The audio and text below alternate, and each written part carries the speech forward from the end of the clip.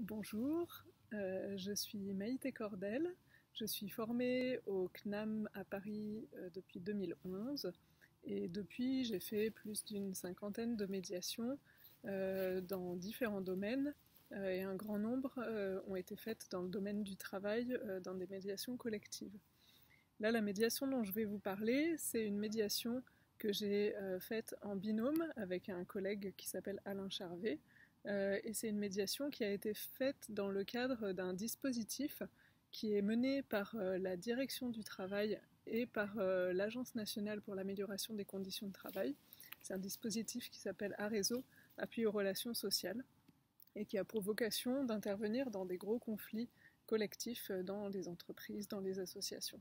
Du coup, là, la médiation dont je vais vous parler, c'est une médiation qui a eu lieu dans un établissement médico-social, dans un EHPAD, dans un établissement qui comptait à peu près une centaine de salariés. La situation de départ, ce sont les représentants du personnel et la direction qui, ensemble, nous ont contactés suite à une suggestion de l'inspecteur du travail. Concrètement, ce dont nous ont fait part la direction et les représentants du personnel, qu'on a pu rencontrer chacun séparément, c'est des difficultés relationnelles importantes qui créent des vrais problèmes dans l'accueil des résidents, plus de confiance entre les salariés, plus de confiance entre les salariés et la direction, et plus de confiance non plus entre les salariés et les représentants du personnel, avec bien sûr des manières différentes de voir les choses, à savoir une direction qui estimait que les représentants du personnel prenaient le pouvoir d'une manière totalement inappropriée, et des représentants du personnel qui avaient l'impression, qui estimaient qu'on ne leur laissait pas faire leur travail et qu'elles étaient mal vues, mal considérées de manière injuste. Alors, comment est-ce qu'on a procédé dans un tel cadre ? C'est compliqué de faire une médiation, on va dire, comme on peut les faire dans un groupe plus restreint, où on peut réunir vraiment toutes les parties prenantes. Là, c'est pas envisageable dans un format de médiation de réunir 100 personnes, en tout cas pas de but en blanc. Donc, au niveau du dispositif d'appui aux relations sociales, dans des situations comme ça, on va proposer en général des groupes de travail qui vont être représentatifs des différents points de vue et des différents postes de l'organisation et qui vont pouvoir produire un diagnostic de la situation. Donc ces groupes de travail sont des groupes de médiation, c'est-à-dire que l'enjeu n'est pas uniquement de produire un diagnostic, mais c'est bien d'échanger entre les personnes qui constituent ce groupe et de pouvoir déjà clarifier, élucider des choses et pouvoir mieux s'entendre, mieux se comprendre, mieux se connaître. Donc là, on a formé un groupe de cadres, un groupe de restauration et personnel administratif et un groupe de personnel de soins. Donc on avait 3 groupes de travail qui se sont réunis chacun 2 fois, animés par nous, pour échanger et produire un diagnostic.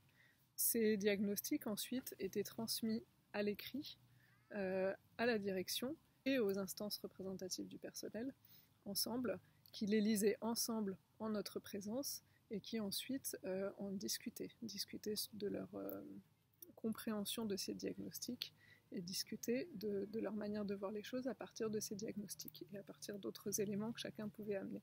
Suite à ces échanges, la direction, accompagnée sur certains points par les représentants du personnel, était en charge d'établir un plan d'action qui a été présenté à tous les salariés. Alors, comment est-ce que ça s'est passé concrètement à l'intérieur de ce processus, au niveau de la médiation, au niveau de l'évolution des relations ? Le premier point de bascule a failli être un point de bascule qui a failli être un point de non-retour, un point d'arrêt de la médiation, où entre la première et la deuxième réunion des groupes de travail, la clause de confidentialité a été rompue. Des choses personnelles qui ont été discutées dans ces groupes ont été diffusées à l'extérieur et ça a créé une énorme insécurité, une incompréhension et ça a augmenté les tensions qui étaient déjà très très fortes entre les différents salariés. Donc ce moment a été un moment clé. On a pu expliquer à ce moment-là aux personnes, à la direction, que c'est des choses qui pouvaient se produire dans un processus, que le fait de commencer à dire des choses qui n'étaient pas dites jusque-là pouvait augmenter les problèmes ou augmenter les tensions pendant un temps, mais que c'était important d'en passer par là pour pouvoir aller plus loin. On a bien sûr recadré sur les règles, les gens se sont réengagés, et grâce au soutien vraiment et à la compréhension de la directrice qui a été très accompagnante des salariés dans la démarche, on a pu poursuivre la démarche. Le deuxième point de bascule, qui me semble avoir été vraiment le principal point de bascule dans cette médiation, c'est pendant les temps de médiation entre la direction et les représentants du personnel quand ils ont pris connaissance ensemble des diagnostics. Dans les diagnostics des salariés, il y avait beaucoup de choses, mais entre autres, il y avait très clairement des reproches faits aux délégués du personnel quant à la manière dont elles prenaient en charge leur rôle. Et bien évidemment, lisant ça en face de la direction, la première réaction de ces délégués du personnel a été de se défendre, de nier et de se justifier. Voilà, c'était parti du coup d'une manière compliquée. Et à un moment donné, une des déléguées du personnel, celle qui semblait prendre vraiment le dessus par rapport aux autres, qui avait en plus une stature assez forte, une manière de parler forte, voilà, elle était parfois même assez intimidante quand elle prenait la parole. Et à un moment donné, il y a eu un échange entre elle et la directrice. La déléguée du personnel a dit d'une manière très forte et très provocatrice, avec beaucoup de colère, elle a dit « Mais de toute façon, qu'est-ce que vous pouvez dire de tout ça? Vous y connaissez rien, vous, à notre travail. Vous n'êtes pas avec nous toute la journée dans les chambres. » Donc elle a dit ça à la directrice. La directrice a répondu « Vous savez, madame, je sais que vous êtes une très bonne professionnelle. » La déléguée l'a regardée d'un air interrogatif et la directrice a poursuivi et elle a dit « Par exemple, j'ai bien vu la semaine dernière, au moment où madame X est décédée, j'ai vu que vous êtes retournée dans sa chambre après vos horaires de travail pour pouvoir faire sa toilette. » À ce moment-là, il y a eu un grand silence et la déléguée du personnel avait presque les larmes aux yeux. Cette grande dame forte qui parlait fort, d'un coup, vraiment n'a plus rien dit, son visage a changé et elle n'a rien dit. Mais simplement après, les discussions ont repris d'une manière totalement différente. Elle a commencé à reconnaître certaines erreurs qu'elle avait pu faire, elle a commencé à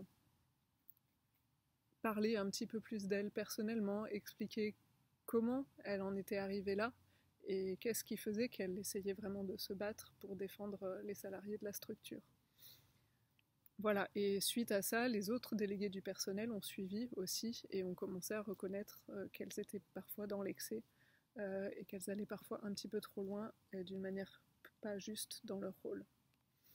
Voilà, et puis le dernier moment où il y a eu vraiment un point de bascule selon moi, c'est au moment où la direction, les représentants du personnel et les salariés se sont tous réunis pour que la direction puisse présenter le plan de travail qui avait été produit grâce à la démarche. Tous les salariés étaient présents, ont écouté, et à un moment donné, une femme toute frêle qui semblait pas du tout être du genre à prendre la parole, elle s'est levée, elle s'est mise debout devant tout le monde, et elle a dit « Moi, vous savez, il y a quelques mois, j'ai dit à la directrice « Je veux plus travailler là, je veux que vous me mettiez ailleurs. » Et là, aujourd'hui, quand je vois le travail fait, quand je vois ce qu'on a réussi à se dire, eh ben je reprends espoir, et je me dis qu'on pourra peut-être faire des belles choses ensemble.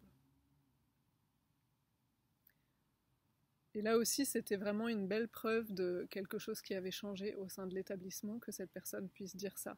Alors qu'au moment de notre arrivée, il y avait des clans, il y avait des menaces, il y avait des différentes formes de violence verbale et parfois à la limite de violence physique entre les personnes.